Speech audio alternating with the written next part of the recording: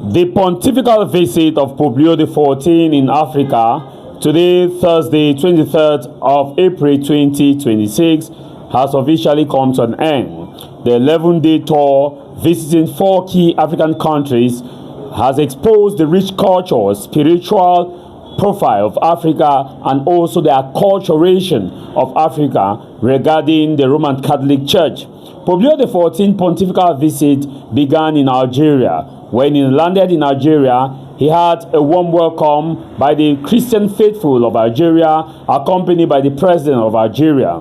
There was a moment where the Pope and the Algerian president had a discussion as to the state of relationship between Vatican and the Algerian government. Algeria is a typical Muslim-dominated country with over 80% of the nationals being Muslims. However, the Pope still had time to commune with the Christian faithfuls and the Roman Catholic worshippers of Algeria. After Algeria, the Pope then landed in Cameroon. This time, he had a 3-day visit to Cameroon.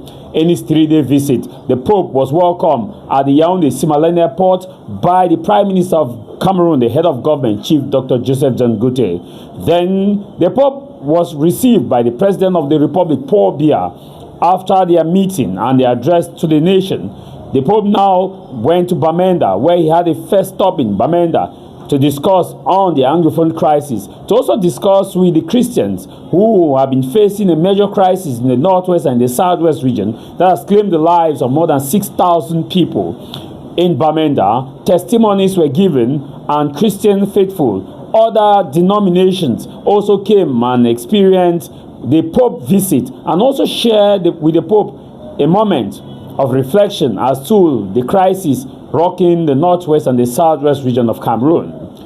After Bamenda, Pope Leo XIV then went to Douala, where he had a mass and had a discussion with young people of Cameroon, where he enjoined them to shun corruption and to uphold strong moral values, and also called on officials to give the young people opportunity to excel and to have jobs that will be able to give them the strength to take care of their families and loved ones. The Pope ended his visit in Yaoundé when he had a pontifical mass at the Yaoundé military base.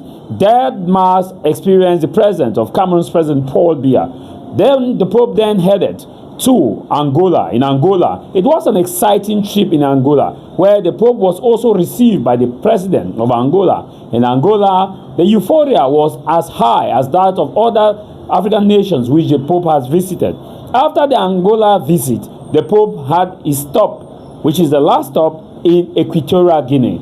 The Equatorial Guinea visit was emotional, and it ended in an emotional mood. The Pope had the opportunity to discuss with prisoners who have been incarcerated in the Bata prison.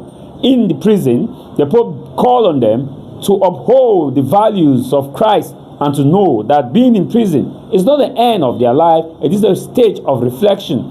He enjoined them to be sober and also to embrace the spirit of humility, transformation, and to understand that Christ is with them. This was the Pope's message to the prisoners. I have listened carefully to your words. Thank you for your sincerity and for showing us that human dignity and hope are never lost. Today I'm here to tell you something simple. No one is excluded from God's love.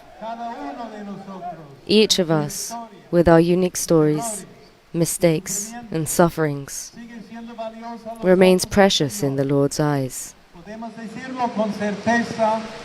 We can say this with certainty, because Jesus revealed it to us in every encounter, every gesture, and every word. Even when he was arrested, condemned, and put to death through no fault of his own, he loved us to the very end. In doing so, he showed us that he believed in the power of love to change even the hardest of hearts.